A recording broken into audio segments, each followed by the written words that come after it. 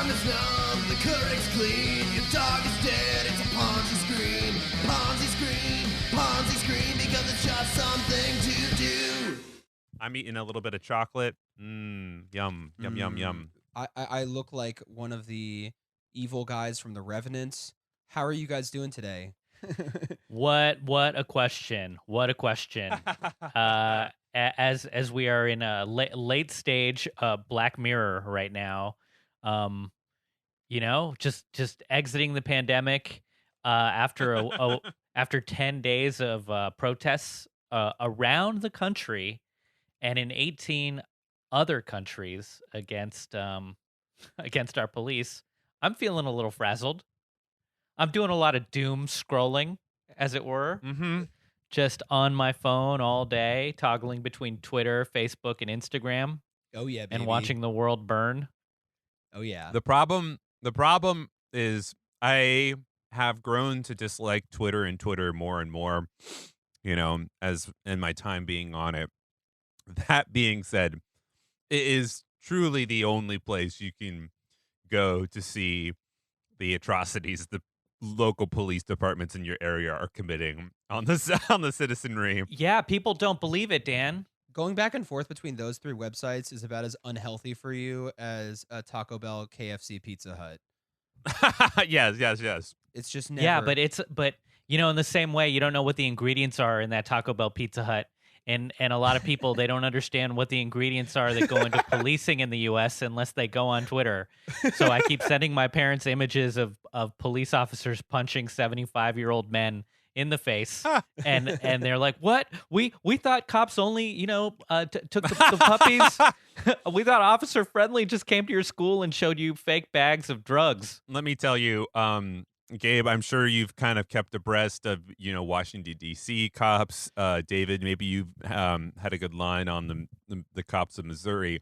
Me, where I grew up, the Seattle PD. Oh, my God. They're doing a beautiful job, not just tear gassing people the most, causing the most harm, and now what appears to be doing like direct acts of retribution to protesters, not like people who were clearly at protesters. They're now showing up to their houses with trumped up charges, like you show no laser pointer in our eyes. I've seen like at least 3 videos of the Seattle PD, like 7 cop cars just in front of people's houses. They're arresting like a young mom or somebody, and they're like, yeah, you're under arrest now. There's no protest now, so we're just gonna arrest your ass. And I'm like, damn.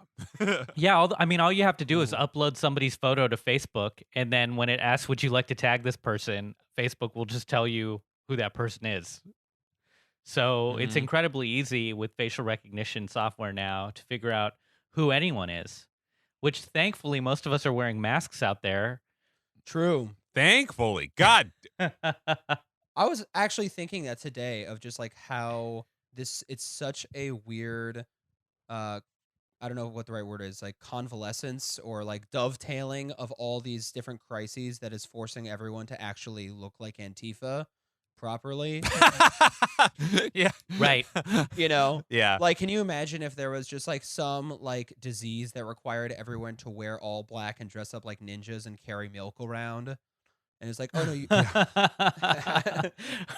what? Like, who are all these like I don't know, like dairy ninja Gaidens? Yeah. The CDC recommends that you carry around lipids everywhere, and everywhere that you need lipids and laser pointers. Those are the things more than anything.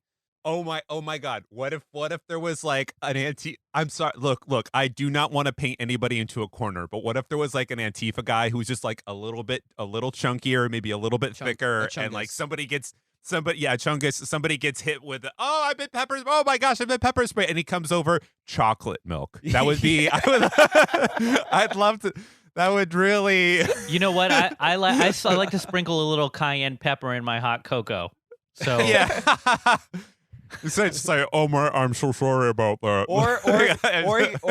Or like we find out like in a week that the best way to actually preserve the like basic thing is actually just used whipped cream instead. So all of a sudden, people just Oh, having yeah. like whipped cream swirls on their eyes after the cops tear gas them. Everybody just turning into a sundae, like slowly but surely, like just like 2 scoops of ice cream, And just like yeah. bloop, bloop. This is all just psyop information for like a really hungry cop, who just like works at COINTELPRO 2.0 and just wants to eat people. I actually, this is another little thing I would point out too. I think it is more realistic in today in America to have literally every citizen of the United States monitor the police rather than depend on them monitoring themselves, which is why I, Danny, have been Googling personal body cams that I might buy for myself. I went onto like a cop website that's like it's called like riotforce.com or something like that, and they sell body cams for like $400, and it was like, I don't care anymore. I'll wear a body cam. So when I'm getting beat the fuck up by the police, at least my body cam won't fail, you know? You can use that for porn afterwards. Yeah, see, I think GoPro has the market on that already. They already have like a GoPro harness that basically just goes right around the chest right here. Sick. I know this because I bought one once, and the minute I took it out of the box, I was like, oh, this is the porn GoPro attachment. Like, this is the porn accessory one. Where you attach it, you turn it right down, and it's just like full on. Like, this is what. Yeah, You're like, why did this GoPro come with a ball gag? yeah. Like, Dude, some GoPros do. You could put a GoPro in your mouth. There's like a retainer ass looking one. dude, you So should you wear could, like, that to a protest. Well, there's that giant guy, that 7-foot tall guy in the all black gimp suit who is going to the protests. Have you seen that guy on Twitter? I know who you're talking about, and there are some people who really want to fuck that dude, and there's some people and there's some people who think it's Barron Trump. That's hilarious to me. Yeah. He's ready for the zombie apocalypse. He's in full black, like he looks like Snake Eyes from G.I. Joe. Yeah.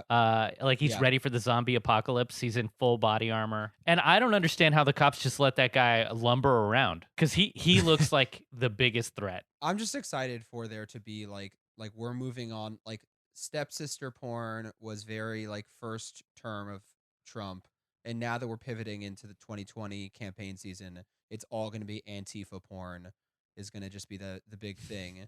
We're all just going to be like really into like black duct tape.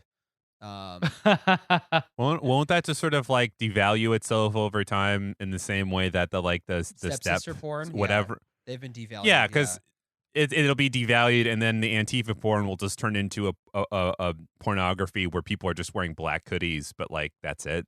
Like there's nothing else. You're so right, dude. The movement will be totally. It'll be so diluted. I never thought about that, man. Damn. Yeah. Damn, bro. I saw 2 people kissing with face masks on. They did this. They were just sort of like like that. And I was just sort of like, stop it. Stop it with your public displays of affection, even this way. Mm-hmm. Yeah. Those 2 people, Danny's parents. No. I mean, that just reminds me of that scene in Naked Gun, which came out right when condoms started being used by everybody, and became part of the public conversation. And Leslie Nielsen is like, "Hey, are you ready to have safe sex?" And they have 2 full body condoms, and they like make out wearing full rubber suits. Oh, I really hate to admit this. I haven't seen Naked Gun, and I know it's a classic. me neither. But I really want to watch Naked Gun, and I'm really looking forward to it now. I'm gonna say there's no point in watching old comedies. Really? They no longer make sense. Dude, I love this 180. Stay relevant. Stay relevant. Who cares? Blazing Saddles is not relevant to our current situation. What about Ghostbusters is not relevant. What? What about Airplane? Terrible film. Fuck you. Come on. I love it. You only You're like so it right. because you saw it when you were a little kid, and your brain wasn't fully formed yet. So you were delighted by the puns. Stop calling This me is a Shirley. That's funny. Dude. It's like when people try to make me watch Mel Brooks movies now as a grown man, and I'm like, no, you're just Jewish, and you saw that when you were 11. That's a really good point. Damn, that's fucking scathing, man. That hits home. Gabe is just ripping David to shreds. It has nothing to do with David. This is all humor. Anything I liked and I try to have somebody watch that is not relevant. Like I love Big Trouble in Little China, and I think it's the best movie ever. But if I try to watch it with a partner who's never seen it now, they're like, "What is this goofy ass racist movie with terrible special effects?" No, I mean you're absolutely right. So speaking of racist movies with terrible special effects, the Minneapolis Police Department, they recently lost their contract with the city of Minneapolis. Is that how it's sort of like technically organized? Like no, like not they actually lost their contract first with the city of Minneapolis Public Schools, and then they lost their contract with the University of Minnesota, and then I think it's not technical like that with the city itself. They announced their intention to disband the police departments. We're going full post Second Iraq War Ba'athist Party in Minneapolis right now, guys. They're gonna disband it. What does this mean to you guys? What does disbanding the police mean? I don't know, and I don't think they know yet, because I was listening to Democracy Now, and they were talking to somebody from Minneapolis who was saying basically, well, we're going to talk about it for a year, and we'll figure it out at the end of the year. So it's going to be like a slow dismantling. But they don't have a model in place for what it should look like. Yeah, I've been seeing that Camden thing actually popping up. How like Camden actually just did this in 2013, and now they have like a county-wide police thing. And I think the way I'm coming at it is with a polite amount of skepticism, where when you say we're disbanding the police, my initial thought is like, wow, so cool, disband the police. Yeah. But I think what pops into my head after is, okay, you're disbanding the police. Now, does the act of disbanding the police mean that there will still be like however many thousand like sausage-necked dudes getting paid $70,000 a year? Like, what is, and I'm obviously I'm painting with a broad brush here, but point being, what does that mean? Does it mean you're actually firing the police? Does it mean that they keep their job in some other way? Is this being renamed in sort of the Camden sort of thing? Are you like altering your like police constitution, like whatever that means? Because I think it matters. It would be really funny if they just kept it the exact same, but they just like changed the name police to like its Native American word.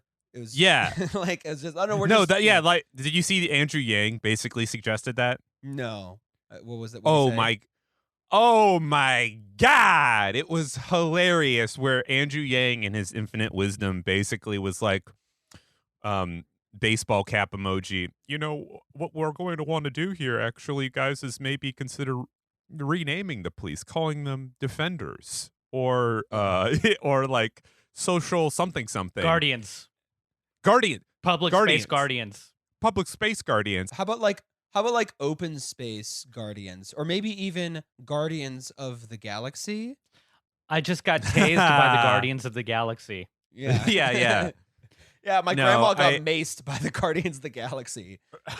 We all got what was it, like pepperballed by the Guardians of the Galaxy. Yeah. That's a spicy pepper ball. Oh, I just got taken out by Officer Groot. Oh yeah, Groot curb stomped me. Yeah. Baby Groot curb stomped me. Yeah, exactly. Jesus. No, I saw that, and I was just sort of like, the fact that anybody voted for you is a testament to some of the levels of stupidity we're willing to tolerate. No, everyone just got grifted. Everyone just like Yangers. I feel bad for them. They're probably low information voters who just got caught up in the grift. It's like you became a Cutco knife salesman because you thought that you were going to make a lot of money. Well, I was going to say with Yang, it's like we don't have a strong framework for democratic socialism in education.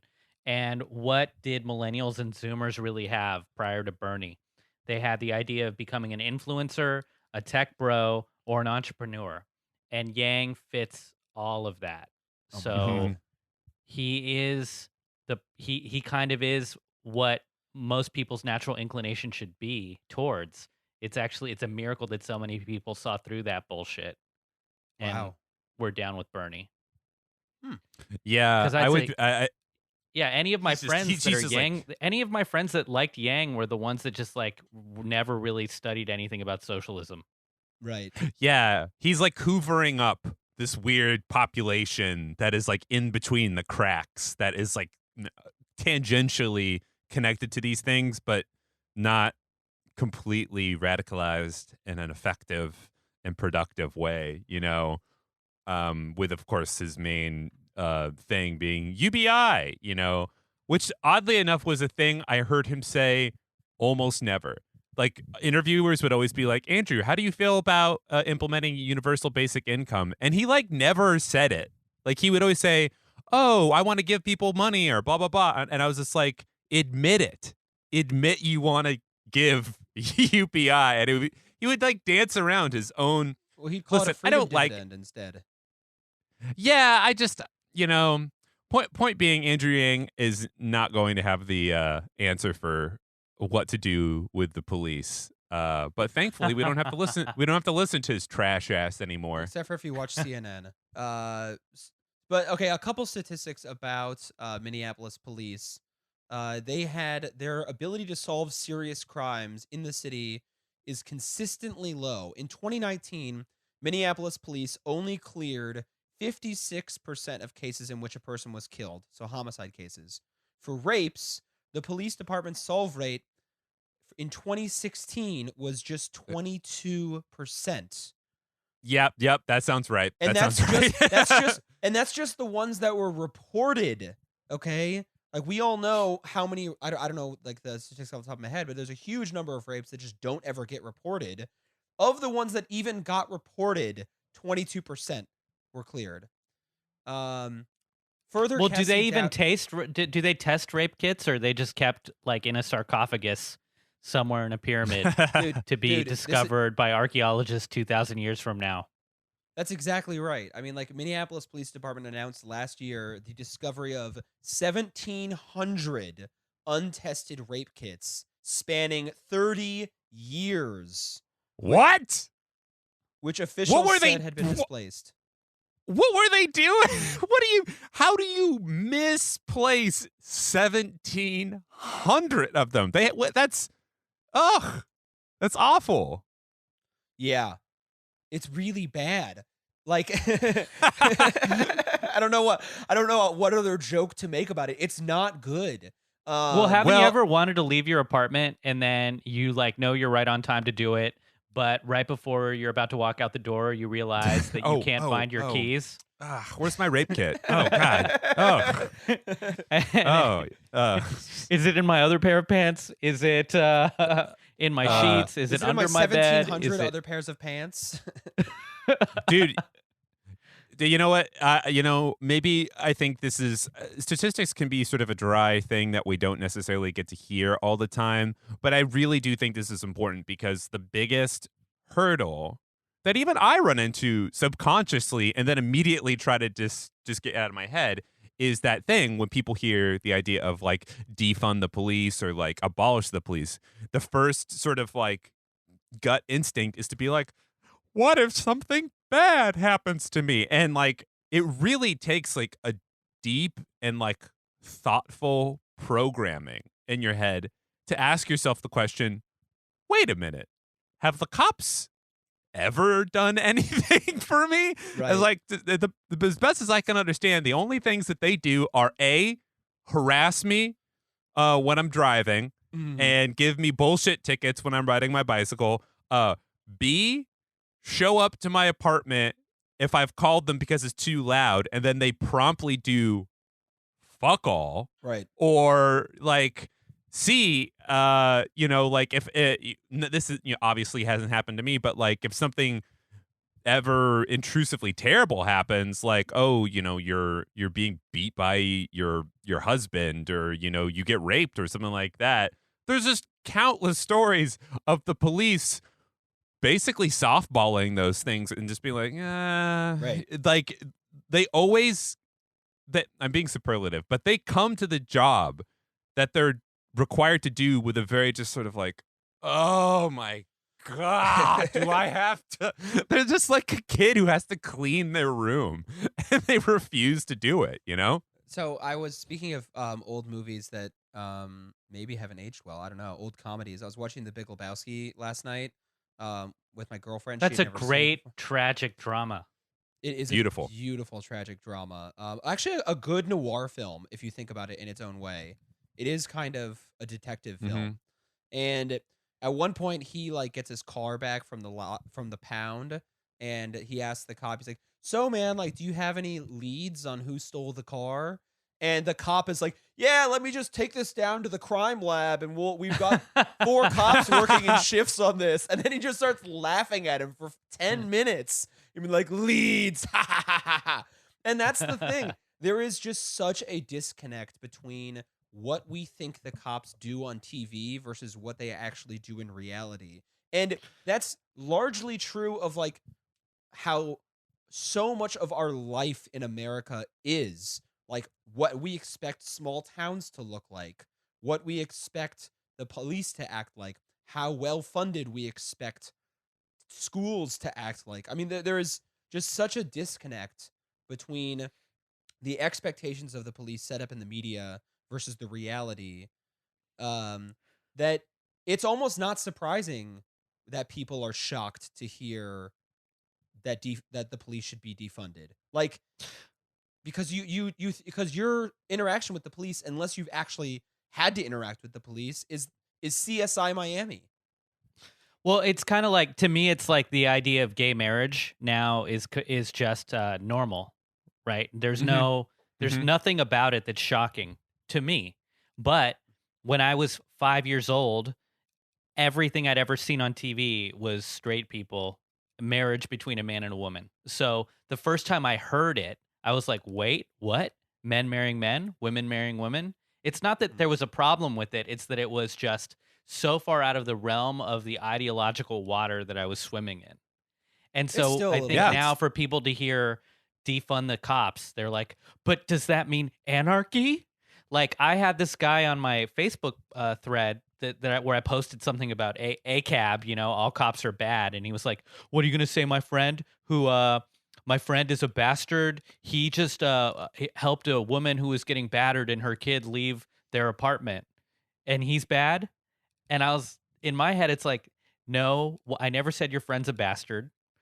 The job of being a police officer is overwhelmingly one where you are like bullying people and not really serving the public. And if there was an organization devoted specifically to helping people suffering from domestic violence extricate themselves from that, then he could join that force and be a hero. Right. Yeah, But like, it would be beautiful. there's no reason for two people with weapons to show up to a domestic a violence call. And also, like, all Yeah. cops defend bad cops. Like, Right. that's, even if there are good cops, which I'm sure there are people, everyone, there's a lot of nice people in the world. We talked about this last week, right? There's a lot of nice people, but all cops defend bad cops. That's just happened every single time. And that's in part because the structure of the system says that, because they're just deathly afraid of speaking out against their fellow cop, because they're literally afraid that they'll just get killed. Or David, you brought this up too, that like we have this idea of what the what a town in the United States is based on the ideology. Like we'll watch TV and you see a small town. Small towns don't exist anymore. Like anytime, if you drive up and down the Hudson Valley, you will find these old small towns that have a main street that's empty and shuttered except for one antique store Right. and a bed and breakfast. Right. And then on either end of that small town is a Walmart and on the other end is a prison. Yeah. So that's what small towns are now, are one Walmart and one prison and like a couple niche stores that are struggling to survive in the middle. And if you're Dude. lucky enough to have a college, then you'll have like an Indian restaurant. Yeah. Dude, you'll get that chicken tikka masala, baby. That Yeah. lamb vindaloo. Dude, Gabe, I think you brought something up that was very impactful, actually, because I swear to God, this has popped up at least 6 times in my life on my Facebook feed, where somebody will say, I have a neighbor that just had been abused by their spouse, and a cop helped out. What are we going to do about that if there's no cops? And then the other response that is always on the table is like, have you looked at the statistics of the cops that beat their significant others? Yeah. It's startling. And it's just one of those things where it's like, yo, man, we can have the elements of that job exist. And if you're trying to tell me, oh, this cop helped this lady this one time, brother, there's plenty of other cops that are, let's just say, not helping, you know? I mean, you could just have a domestic violence squad that's its own thing. Right. Yeah. I mean, the thing that we really need to be thinking about is, what are we going to do with these men forced in the Minneapolis Police Department? By the way, the Minneapolis Police Department, you guys might not know this. I used to live in St. Paul for 4 years, and a lot of my friends lived in Minneapolis for a very long time. One of the lowest rates of cops who actually live in the city of Minneapolis. That most of the MPD live in the suburbs. And they're all outside agitators, baby. Right.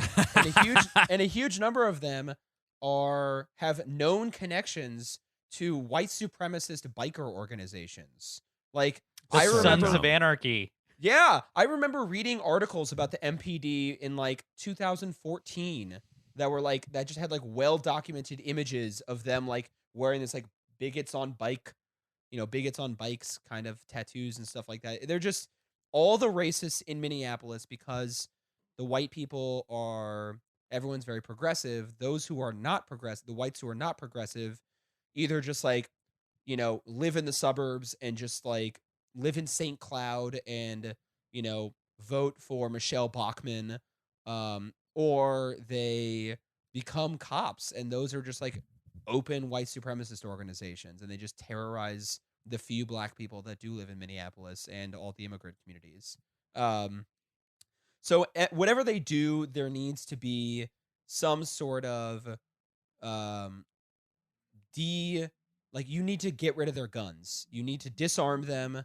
You need to de-escalate them and get them into some sort of like remedial treatment. Like, literally, we need to put them like in some sort of rehab to get them to get their ideology out of their heads.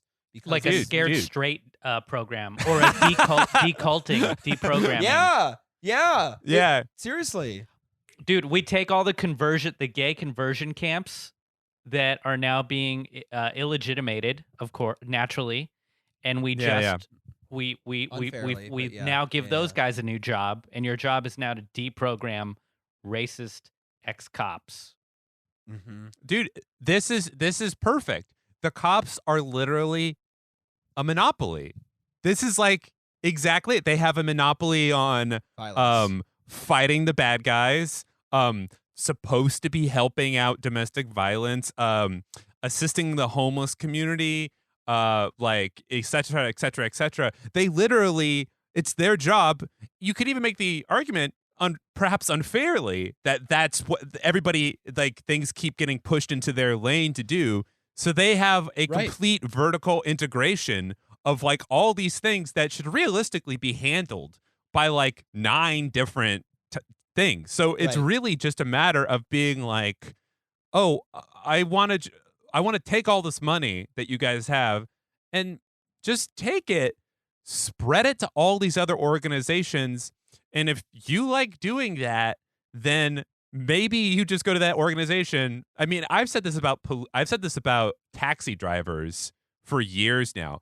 There's probably a couple taxi drivers that really just love riding and driving on the streets, all right? Right. But a lot of them are just doing it because for a while it was a way to keep a middle class family and income going. Right. But I'm willing to bet there's a significant amount of them where if you just said, hey, you get to have a job at the MTA making the same amount of money, if not more, and you're just doing this instead of clogging the road.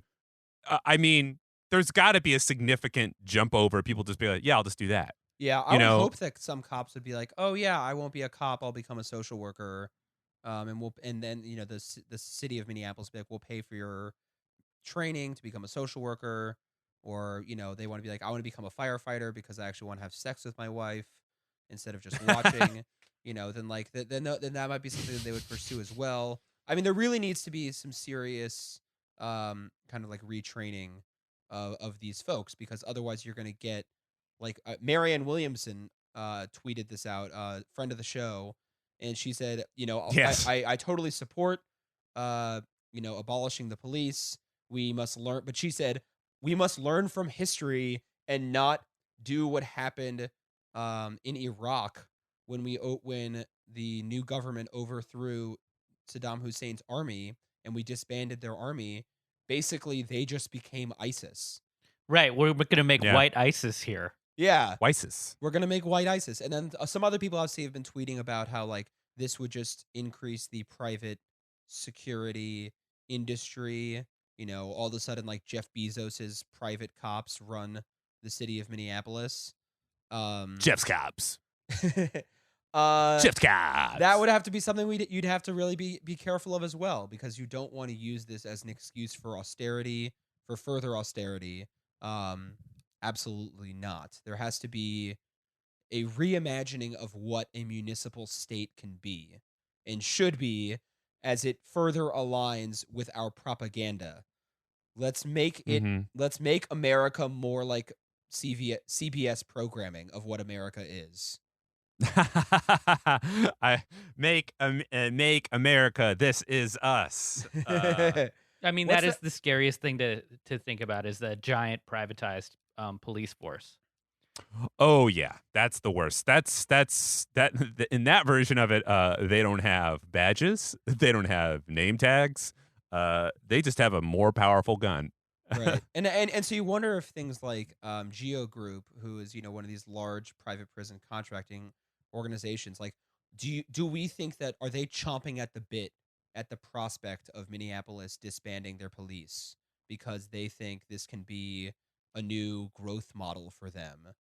I mean, I was we wanted to talk this episode a little bit about private prisons, because so much of our carceral state is just incentivized through the profit motive, and you wonder whether there are these people like so I sent you guys this one article about, it was called "The Geo Group in Market Solitary Confinement," which is one of the more insulting puns I've ever seen in like in any sort of article. It's and it's on this finance publication called Seeking Alpha.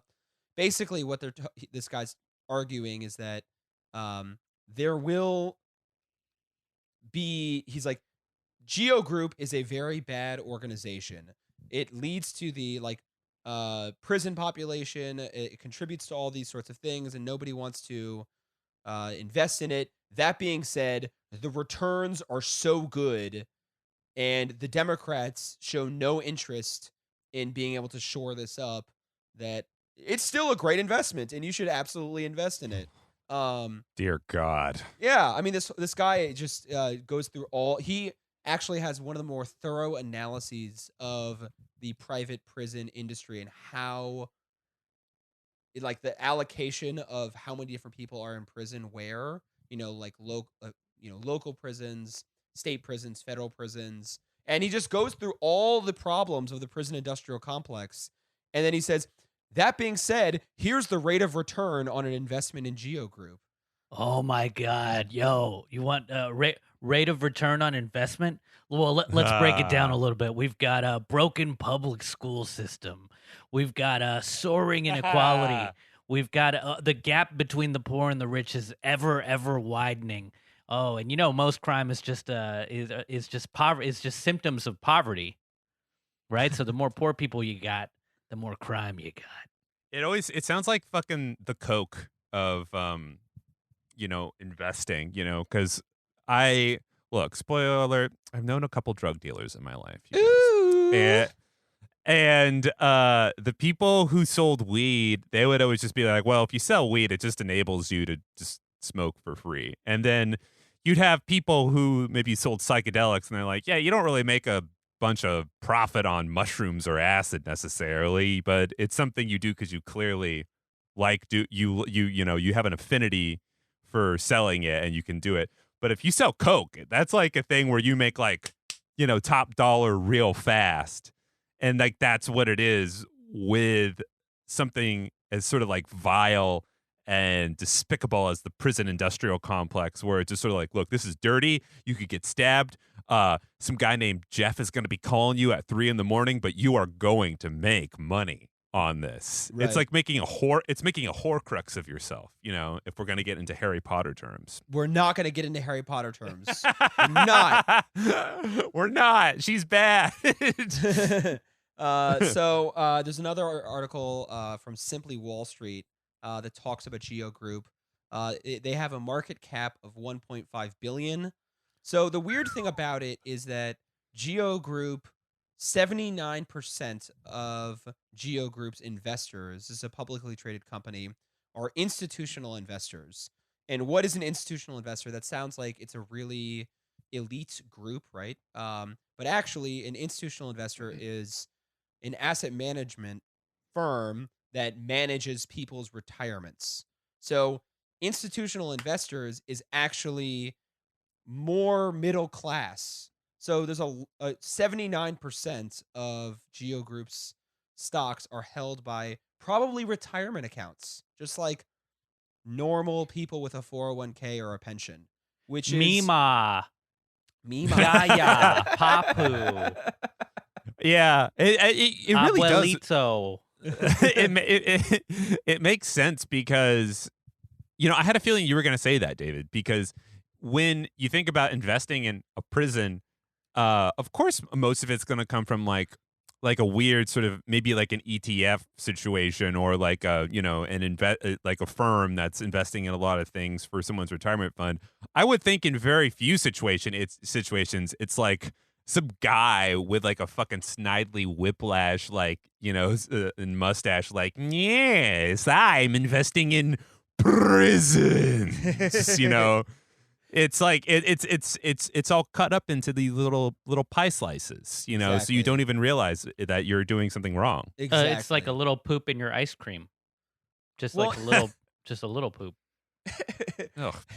It just One of these bites was weird. it just Whatever. creates like I think of like a couple things of like metaphors. I think of like a Weeboro, that snake eating itself.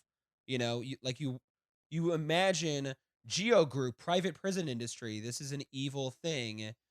This is class warfare. But really, what this is like the middle class eating the poor. And it's being Yeah. facilitated, Yeah. and it's being facilitated by the wealthy. Like it's a very strange, purely only in America sort of financial structure where the mildly privileged are being facilitated to eat the poor by the rich, and that's been going on since Bacon's Rebellion, 1676. I mean, that's just forever. I don't know, guys. It's hard. And the second thing I think of is just kind of some sort of like Sophie's Choice sort of shit. It's like, yes, you want to stop private prisons, but you also want a retirement, and it just becomes this like, or like a Spider-Man situation where he has like Mary Jane in one hand and the bus full of children in the other, and you gotta save Yeah. one or the other, and I think I don't remember what happens in that. So you kind of have to bolster Social Security or have guarantee housing to senior citizens. Yeah, it's one of those things where if you're looking at it from a pure capitalist, pure like, well, I don't know how we're gonna crunch the numbers on these things. I think it does reveal a lack of creativity and a lack of willing to truly look at what all the options are when these people say they're looking at the options. Because what Gabe is saying is right. It's just sort of like, yeah, well, if you just take this element that's highly profitable out of someone's pension or 401k, it's going to require that people potentially, have another safety net, which might Right. require a degree of taxation, or, at its very most extreme point, just a slight alteration in lifestyle too. I mean, I don't think it's like incredibly crazy to say that if you are, fortunate enough to have a 401k, that it's just like, okay, we're getting taxed like, 2% instead of 1%, so that these older people are able to survive and live, but it means that like black and brown people aren't thrown in jail indiscriminately. And it's like Right. these weird little teeny things that you can do that aren't even teeny at all. They're just different, And what could Well, get really it's just perverse? Sorry, go ahead, Gabe. unethical Yeah. to extract labor or extract capital out of a human being in captivity. It's incredibly cruel. Right. So, I mean, that's just it. It's like, well, maybe that's where your money was coming from, but that is an unsustainable business model. But that's also fueling a lot of jobs in small town America. So are you anti-job?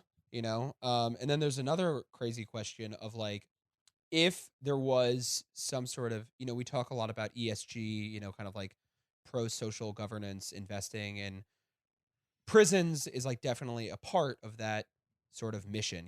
People want to divest from prisons as part of their, woke investment portfolio, right? And um, if you did that if there was some institutional investor like Vanguard who wanted to unilaterally divest from Geo Group, um, they could get sued by their shareholders for breaching their fiduciary duty, which is a very common lawsuit. That is actually a way for middle class people to recover money from being nickel and dimed by the financial sector. But all of a sudden, if someone in the financial sector wanted to select some investment that might not have the maximum returns that a private fucking prison does, then they could get sued, and so their hands are tied too.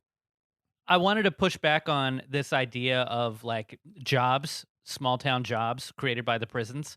And yes, entire communities are now being the cornerstone generator of income is the prison in these small towns. Right.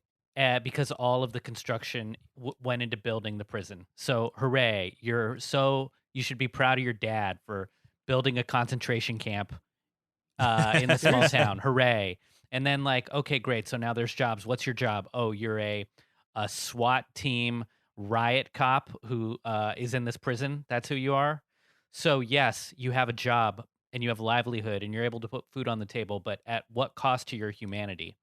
So it's kind of a devil's bargain because the rates of domestic violence, suicide, and substance abuse, as well as other psychological problems that come from being employed in these positions, outweighs the benefit of it being your paycheck. Absolutely. And that's the ultimate thing. It's just like, when does humanity trump money? And in America, it's really hard to say where that line actually exists. And in a lot of times it doesn't really exist. Looking at a couple headlines from Geo Group, I'm just going to read these headlines off one after the other. Ex-employee of ICE facility in Anson says company didn't do enough to stop COVID-19 spread. Anson, Texas. Family of transgender woman who died in ICE custody files federal lawsuit. Yeah, sounds right. An inmate who sued ICE is missing after being deported to a dangerous border city. These are all Geo Group What? facilities. Yeah. Woman See, says this she is the it keeps going. I got a couple more. Woman says she woman says she was raped at private prison on the eve of deportation. This is from Tucson. And then the last one, 19 inmates are suing Geo Group in a Queens detention facility for their handling of the COVID outbreak. So Gabe, your point is exactly right. I mean, there has to be a certain point where this is an unsustainable business model because of the havoc it is wrecking on human lives. And around the sort of neoliberal idea of the supply chain and efficiency, with that, none of these private prisons have the capability or the incentive to create safe sanitary conditions for people during a pandemic. And not only are all of the prisoners subject to rampant infection rates of COVID-19, but all the guards are as well. So yeah. everyone is equally being is at risk under capital. Right. Yeah, it's it really circles around quite nicely to the question of how do we defund police? How do we do that? And it's not a question of just being like, all right, we're opening the doors. All the prisoners are going loose or whatever. It's like when people say, oh, you're going to get rid of this prison? You're going to get rid of this fucking prison in the middle of fucking Centralia, Pennsylvania? What do we do? What'll happen to our economy? What'll happen? And it's like, well, I believe that a lot less people would be imprisoned if, people were actually given a decent swing at life. But let's assume in your argument that there are still crazy people who need to be somehow locked up in some way or at least monitored. You could probably take some of the elements of a prison and then again break that down into like several other elements that are more humane, actually rehabilitate a person, and probably cost a lot less money as well. I mean, it's like, Lord knows, even though Bernie Sanders is always talking about like, oh yeah, Sweden and the Scandinavian countries, they are democratically socialist. They have prisons. Anders Breivik is in prison. Right. It's just not a prison where he gets thrown in the hole, and it's just, and I remember seeing this article and video, it was a video on prisons in Uruguay, which is very much taken a stance of like on like, prison reform as it's called. And the element is, it's like, yeah, you still have some guys who've been in here for doing bad things, but instead of being like whipped and beaten and raped and any bad thing that can happen to you in prison, they're living in a different type of in incarceration, for lack of a better word. I think you're exactly right. Like, you don't, if you are saying the only reason why I want to keep this prison open is because I need to have something to do to make an income, make work. like that, you have a lot bigger problems than the fact that this prison is closing. This is like a deep sign of systemic trauma and dysfunction at like every level of the country or of this sort of society or of this local economy. Like, there is so much more wrong, and this is a symptom of everything that is wrong, that the only way you can get a job is by like abusing people as a prison guard. And I think when we think about, abolishing the police, first off, Joe Biden came out today and said that he's against it.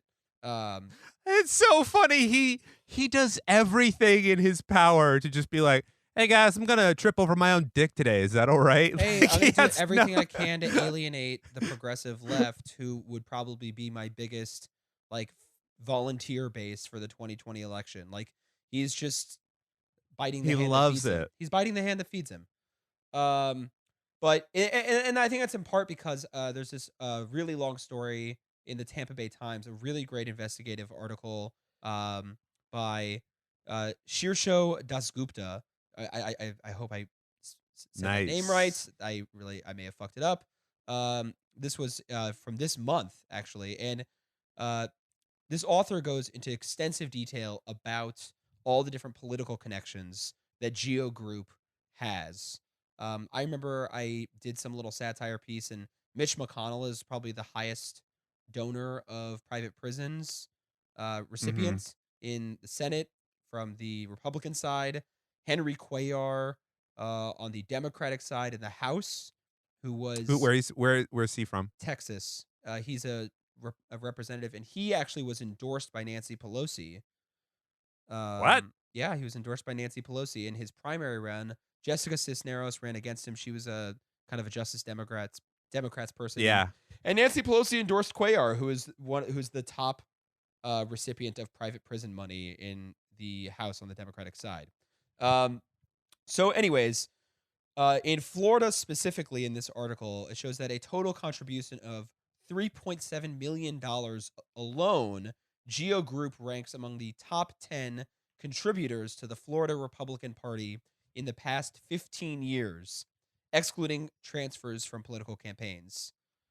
The company's CEO alone, George Zoley, contributed $90,000 more to the Florida GOP in the same period.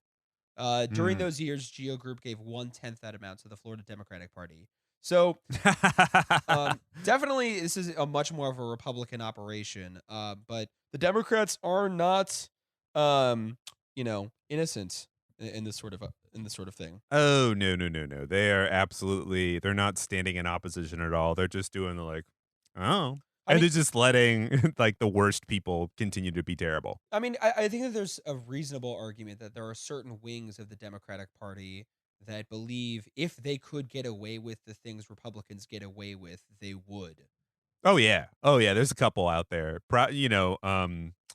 What's that guy? That fucker from West Virginia. Not Jim Justice is the governor, but the Democratic senator. He's a real fucker when it comes to that stuff. I don't know why I'm forgetting his name.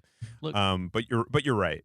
Every politician is looking for easy solutions to job creation, and there's union contracts that go to building prisons.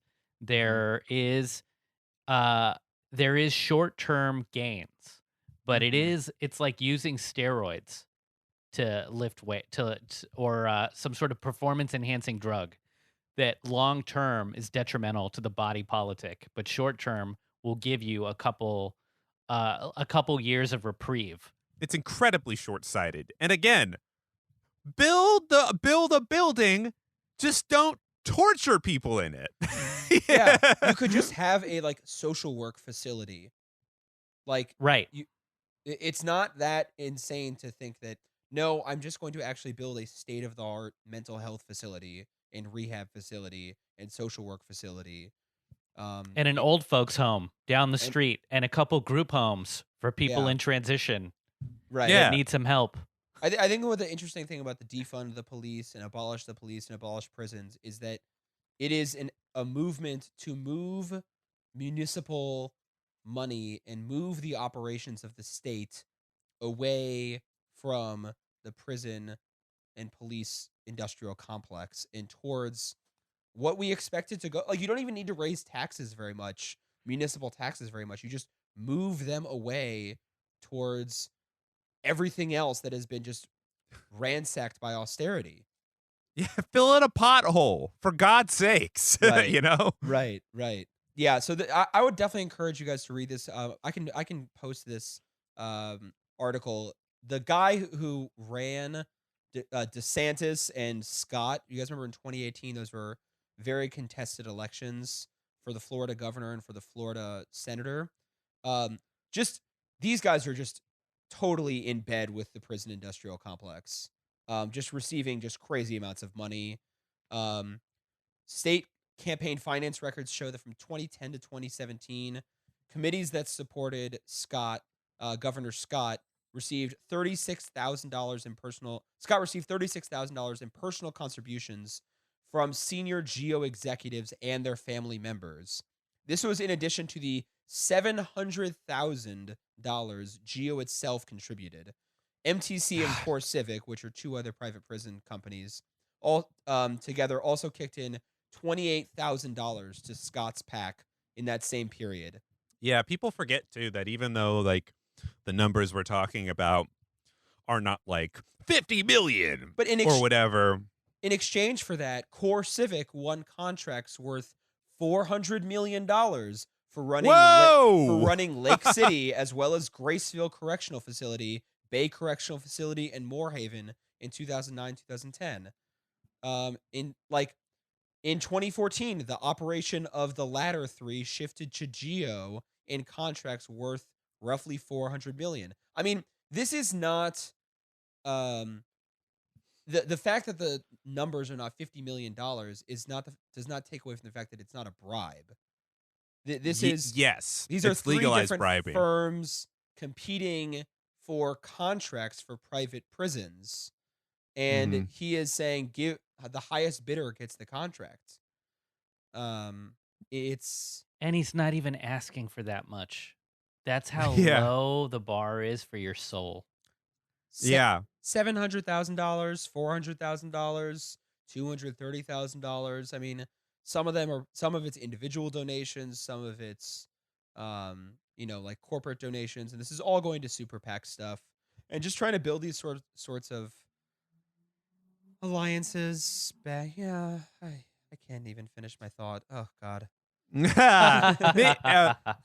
We should, you know what I would say? I think this might be a nice little transition into what we were saying, what we were going to talk about, or what we all sort of read about. Look, capitalism is a corrupt system in its own right, but like what we all read in the past 2 weeks was the 1619 Project, which basically talked about how when it comes to capitalism manipulating and corrupting things, it's not a matter of like how long it's been happening. It's just you go back far enough and you're just like, oh, there's that incentive there. And in this specific instance, I'm kind of speaking about how slavery was like, the correlation to that, and how like, I don't know. I kind of wanted to talk about it because this feels very much like that article, and how it's just an extension of it, but like as a relation to slavery. I mean, like this is very like new Jim Crow-y, kind of Michelle Alexander stuff. But like the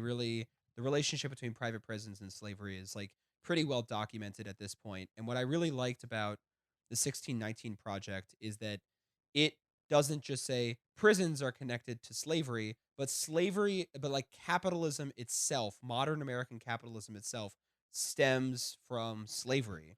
And these are just basic management strategies come from slaveholding strategies that were developed, like modern crazy stuff like modern corporate ledgers, sort of like certain like management strategies that like business school people would learn about, the relationship between like having like an in-house counsel, an in-house attorney in your firm. These sorts of things all started on the plantation. Wait, so human resources started on the plantation. The human resources is the natural foil for the union rep. Human resources is think about what you're saying when you use those terms. What's that a euphemism for? Just like, how can I extract the most out of this human? What resource is this human to me? Our most valuable resource is our humans. That's so good. I love that. Oh man. And in the 1619 Project, they actually prove that to be true in the American South. Like the banking and finance system was reliant on essentially taking out mortgages on slaves is the easiest way to think about it, right? Like you take out a loan against your house, right? Against your real private property, that's a mortgage. And yeah, but what's more liquid than a house? What's more mobile than a house? What's more mobile than your land? It's humans. And the largest form of like the biggest amount of like loans, the most leveraged property in the American South, therefore like the most valuable asset in the South, more so than property, real property, was slavery.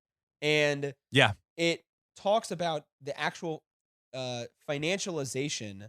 We kind of talk about this a lot, is like, how since the 80s, our economy has become overly financialized and there are these complex financial instruments, and it's really like obfuscated from what is just kind of this real asset.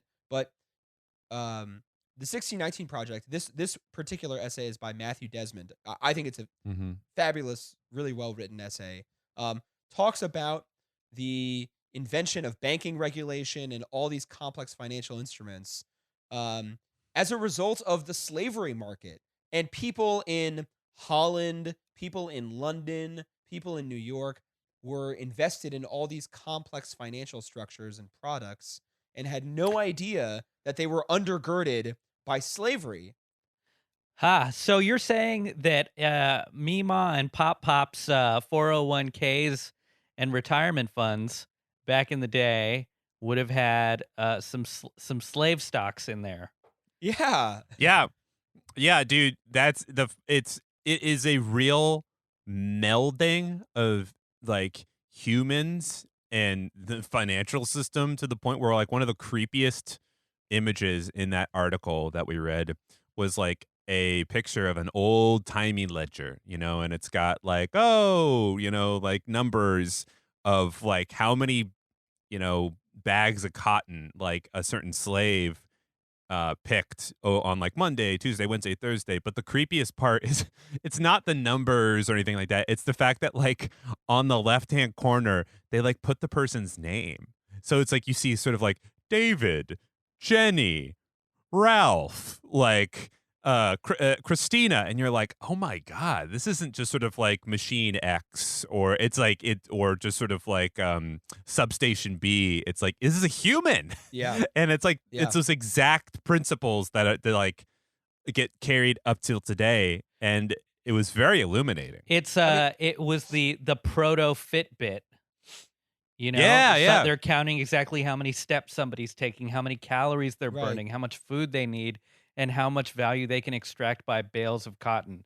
And if you didn't hit the same marker tomorrow that you hit today, there would be punishment.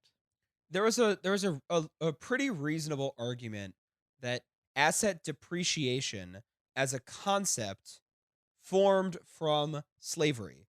Like, depreciation Yeah. is, when an asset loses value over time. The original concept for depreciation was literally the depreciation of the human body and people being able to work less as they get older. And when you're young, your body appreciates and you can pick more cotton. And when you get older, your body depreciates. I mean, these are very basic accounting and business concepts from capitalism.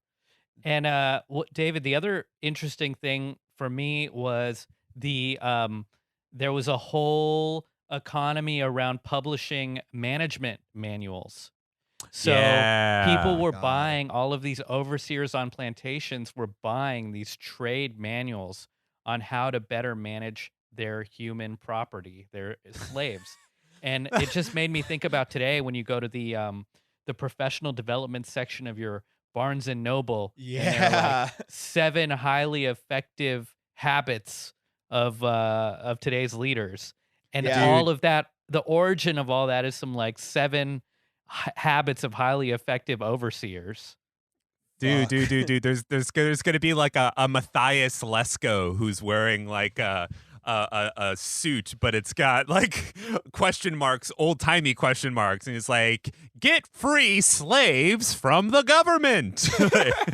Or like the Anthony Robbins, the Tony Robbins of like 1820 was some dude going to the South and promoting, better ways to increase your plantation's productivity.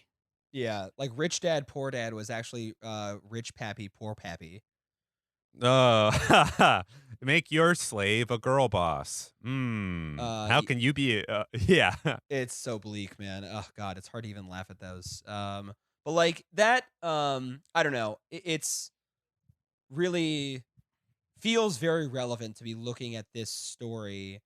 We talk about the financial crisis a lot, and this story basically goes into the crisis of 1837, which is not something that like everyone knows about, but was essentially very structured very similarly to the financial crisis of 2008. Instead of residential mortgages, it was slaves. And slaves hmm were over leveraged. They were an over leveraged investment asset that people could no longer afford. Too many people invested in them, and the price tanked. And then all of a sudden, everyone was out, and there was this global financial meltdown. It's the structure is almost identical. Um, Yeah. People forget that, the most recent financial collapses are obviously the recession, the one that happened in the late 1980s, part of the 70s. And the problem with that is that the sort of rate in which the economy collapses, it seems to be one that is like somewhere between like to every 10 and 20 years, at least in the United States. And it happens just after a long enough so that an entire generation is completely unaware of it. So we have all these mini crashes right. going back to the Depression, going back to the 1880s, and then going all the way back to the 1830s, like you're talking about with this, for lack of a better word, like slave depreciation, essentially, Mm-hmm. you know, and people forget, like, no, no, no, no, no. This is what capitalism has been doing for almost 200 years now, like 30 years before Marx dies or writes Capital, you have a version of that capitalism fucking boning itself, just Mm-hmm.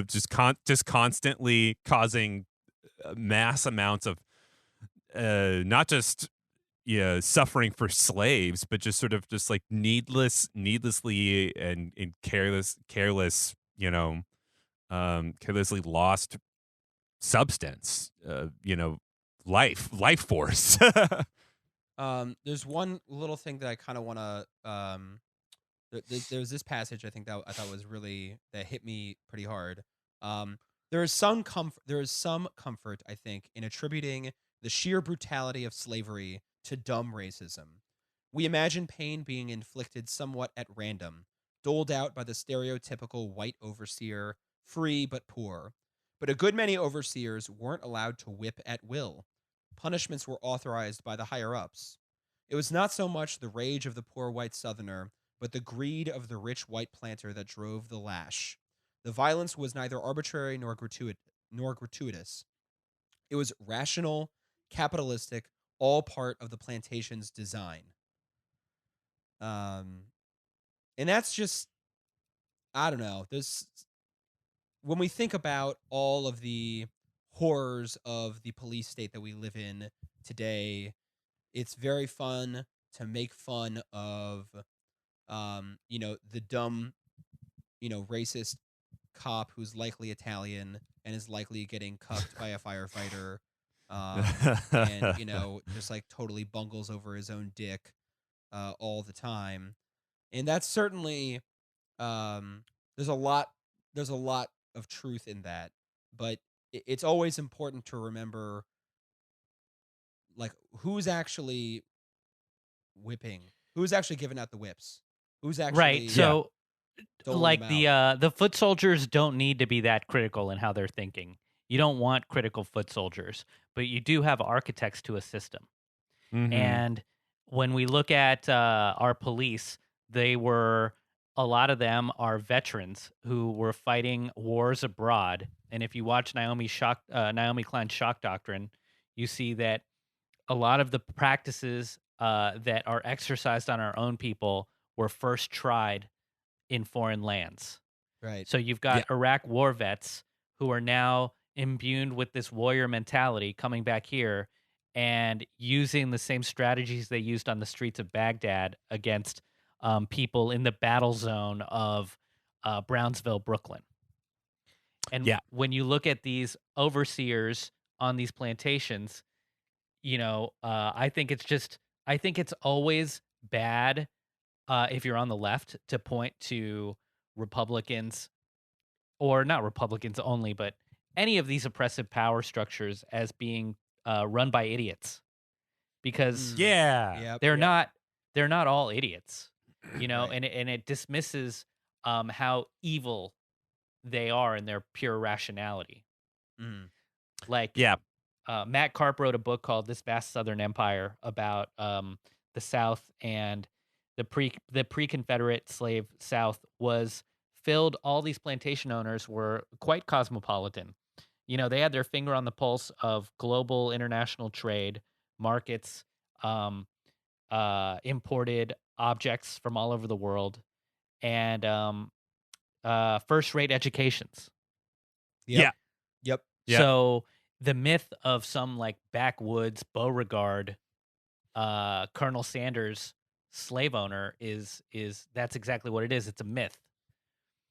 Yeah, it's like, yeah, of course there were some poor people who were, they were living a life of poverty and whatever, but it's like it's not like these like fucking Greco-Roman pillared estates were built just by magic. It was by Exactly. some fucking loser dipshit, Frederick Hans Rizibabeld, who like went to fucking Yale and beat off into a Geronimo's coffin and then came back and built himself a little mansion and shit, and was quite calculated Right. about the whole situation. New Right. York City was seen as the most southern city in the North, and before the Civil War, all of the Southern elite would vacation in New York City. So this city was where they bought all of their fine goods, and they brought enslaved people with them, and slavery was still if legal and permitted through the 1820s here. So Yeah. you would come up here and you'd bring your posse, and you'd have all the slaves with you. And then I don't remember how many months they could stay up here before they had to be freed. But I know George Washington would take his slaves over the state line and then bring them back because once you left and you came back, it would set the clock back. Yeah, Jesus. we forget, especially in northern states, that it's not like 1776, the United States becomes ratified or whatever. It's not like, oh, northern states, no slaves, blah, blah, blah, blah, blah. It's very much like, like 20, 30, 40 years into the, 50, after, the late 18th century, that certain places are like, oh, wait a minute, no, slavery is illegal. I mean- think Pennsylvania and Philadelphia was like one of the earlier places to be like, no more slavery. But Hey, like, Quakers are woke. yeah. Quakers are woke. But like so this is a subhead. I just want to touch on this. One like a little mini article from the 1619 Project by Tia Miles that talked about how the unfree population of New York was not small, and the experience of exploitation was not brief. In 1991, construction workers uncovered an extensive 18th century African burial ground in Lower Manhattan, the final Whoa. resting place of approximately 20,000 people. Whoa! You just found a bunch of bones? Yeah.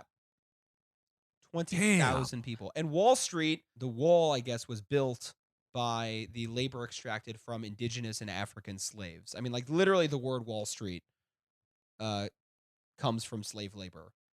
Quite racist. Yeah. Well, that's 100% correct. Wall Street was the end of the city of New Amsterdam, the first Dutch settlement, and everything Mhm. beyond the wall, very much like Game of Thrones, was the wilderness. Yeah. So, and that's where the enslaved peoples lived. The servants and the Lenape Indians would live. Native peoples would live on that side of the wall, and the Dutch were on the southern tip. And at the founding of New Amsterdam, there were 30 enslaved Africans who were captured off of a Spanish ship by the Dutch, and they were the first people to clear the land here. So the New Amsterdam, 1619. yeah. Was it 1619? Yeah, maybe Yeah, that's- 1624. Who knows? That is damn. Yep, that's it. But New York, the blueprints, the first streets in New York were cleared by enslaved peoples. Yeah, it's really wild. Also, before we leave, David, I believe you mentioned something about the article that we read. Yeah, and it's so everyone, something a bit conspicuous about it. So everyone, I want you to while you're listening to this podcast, Google 1619 Project Capitalism. And the first thing you're going to see, if you use Google Chrome like I do, is not the New York Times article about from the 1619 Project. It is an advertisement from an organization called the Foundation for Economic Education. And it says, the title of the article is "What the 1619 Project Gets Wrong About Slavery and Economics."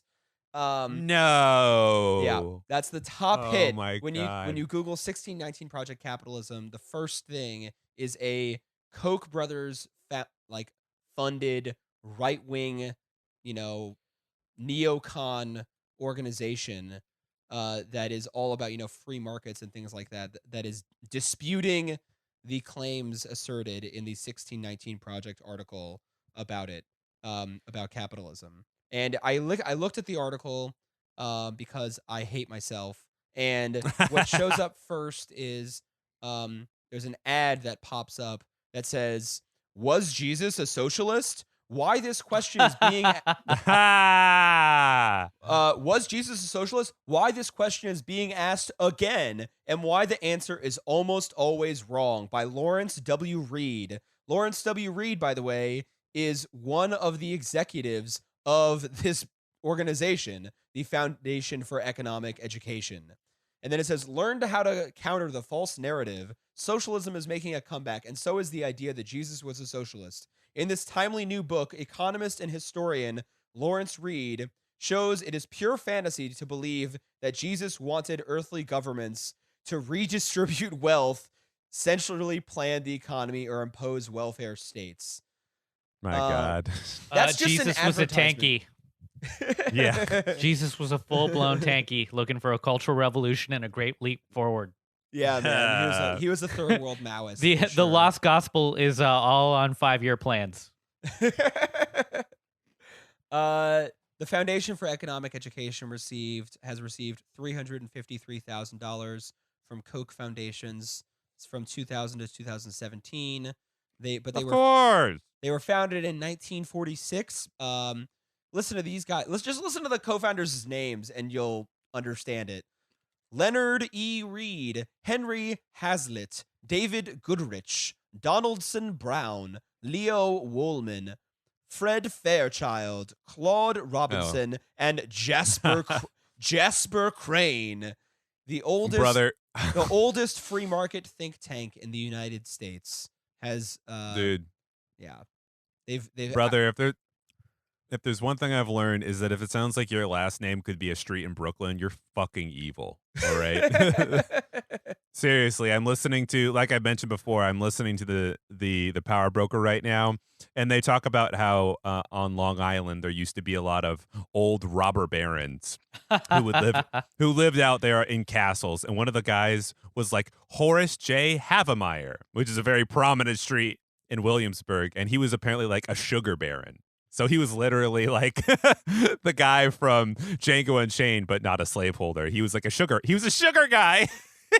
Havemeyer. God damn. Well, this has been Ponzi Scream. My name is David Schenectady.